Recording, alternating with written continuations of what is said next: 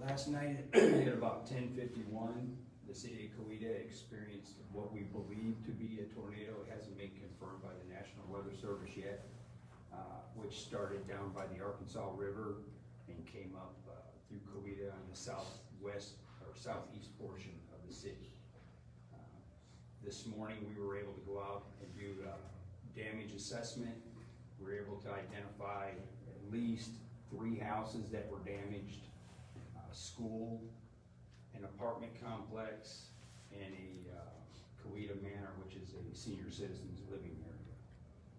At this time, we have no injuries, no deaths, which is a very good thing, being that this happened in the evening, late at night. And as the news, or somebody reported last night, the high school was not hit at all.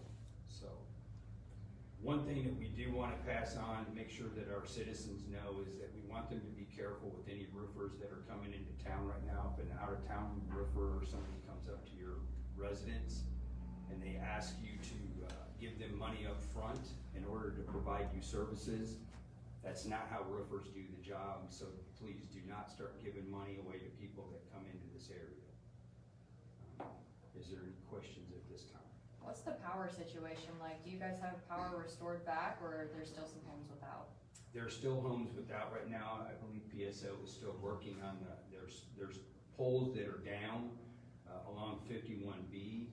I know over by the high school, correct? And then just north of 51 on 305, there's about 3 or 4 poles that are down up in that area that they're working on also. Can you talk about how you guys were prepared? I know we touched on that last night, but you ended up not being open at the command center as long as you thought. Can you talk about y'all's team actions? You know, I really want to send a thank you out to everybody that was involved last night. We had the Muskogee Nation that came out and supported us. We had Oklahoma Highway Patrol. We had the Wagner County Sheriff's Department. We had the Coweta Fire Department, the Coweta Police Department, Broken Arrow Fire Department, and Broken Arrow Emergency Management that showed up last night with their command post. It was because of all of that that made this possible, that we were able to get out there into the area. We got set up very quickly. And this young man sitting next to me, our deputy fire chief, was a rock star last night. I just want to point that out, that he really knew how to set everything up, get it all set up, get the people out to the area so we could do grid searches, make sure that nobody was hurt, and try and get some type of an idea of where the damage was at. And then, of course, once the National Weather Service sent us their map, we were able to know what area we actually needed to go out and look at. So, Can you speak of any evacuations or gas leaks or anything like that? we had several gas leaks last night, but we did not enforce any type of evacuation. We told the homeowners if they felt they needed to leave the area that they could. Sometimes at nighttime, that's not the best option, is to evacuate. We tell them just to get out of the house, call us up, and we'll send the fire department over there to evaluate what we have. Can you take us back to last night, the beginning, when it all started for you, and walk us through all of it? So at about 10:51 last night, the first, Deputy Chief Woodward was watching the weather, gave us an idea that we had some inclement weather coming to this location. We started to set off the sirens early, which was great. That was a good idea to actually set them off before it even got close. We knew we had to wake some people up and get them ready to go, and I think that saved lives last night by doing that. So we were well prepared. I think the horns went off, and so that helped out. And did the Muskogee, did they help out with new horns for new sirens for us, by the way? Not yet, that's in the works. Chief, can What you did you talk? guys encounter, your crews and the first responders encountered when they first got to the scenes? First, what we first started to notice was the trees and the debris that was in the roadways. Several sheds that had been blown down. We noticed metal in the roads. Is there anything else that you noticed? We didn't notice any cars being overturned or anything like that, so that was good. The calls started coming into the police dispatch notifying us that there were some roofs that had been damaged at Coweta Apartments. We knew the roof was damaged over there. We knew the Coweta Manor had gotten some damage on the roof also. So we started to slowly get command set up, and then we started sending out officers and emergency management personnel to those areas to start doing sweeps so we get a better idea of just how bad the damage was. When you encountered residents, were there any incidents of helping them get out, helping them move debris or anything like that? Not to our knowledge, everybody just sheltered in place, so PWA was able to clear some roads for us to get through. Can you talk about the schools, Chief? So Mission School was the one that actually got hit the hardest last night. I believe there was about 7 units, air conditioning units that were taken off of the building or moved, either off or moved. So it got quite a bit of damage on that building. I know the report came out that the high school got hit, but we've confirmed that the high school was not hit last night. Heritage wasn't hit either.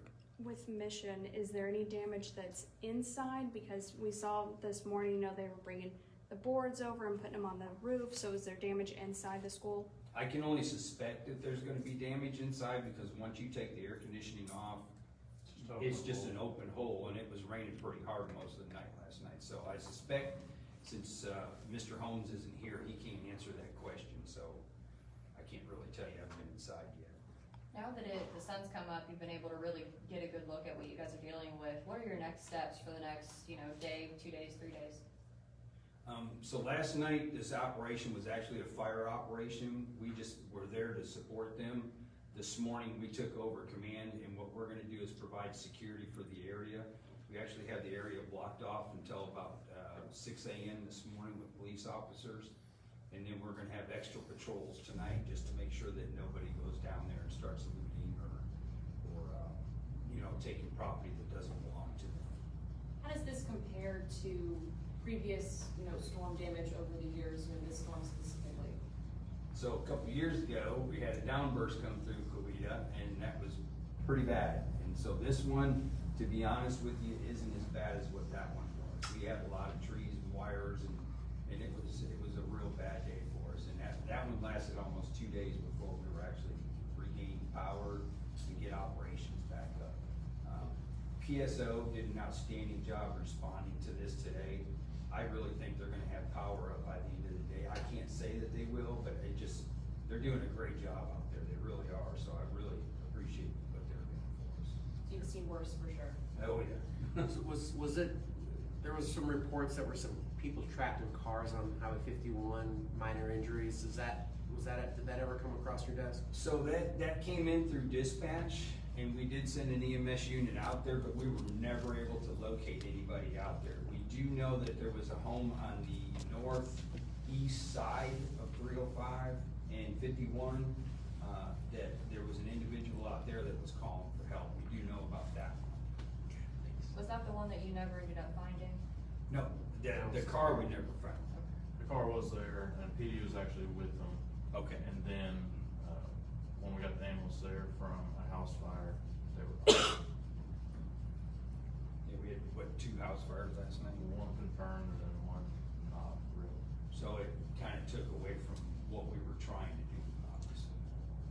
Do you feel like the message was sent to your community and they responded as such? Because, kind of one of the narratives that we've been talking about is Oklahoma does not have one single tornado season. We continue to have these threats throughout the year.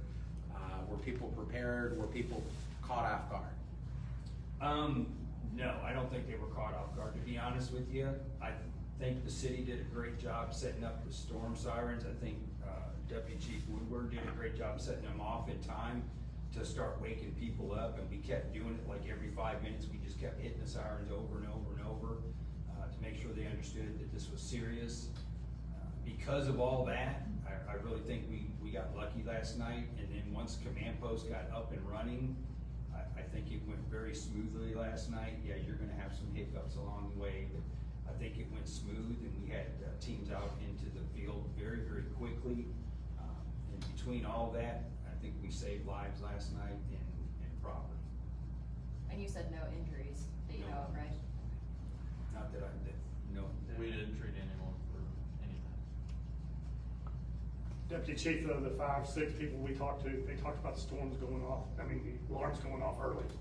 Can you speak to that, your response, and that you're proud of it, or what you think that it probably saved lives?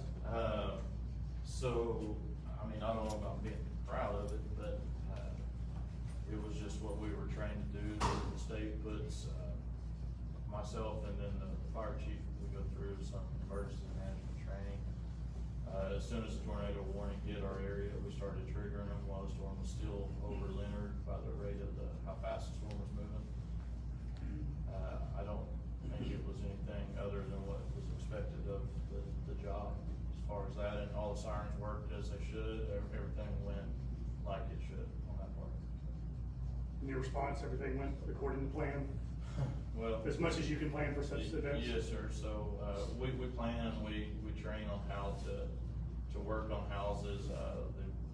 We met a couple months ago with the Wagner County Emergency Management. We got a plan together on how to mark houses. Luckily, we didn't need that. But yeah, so we put a preventative plan in place for all the sirens. Everything worked as far as notifying citizens perfect. Just to know that there's a chance of more severe weather down in the next 4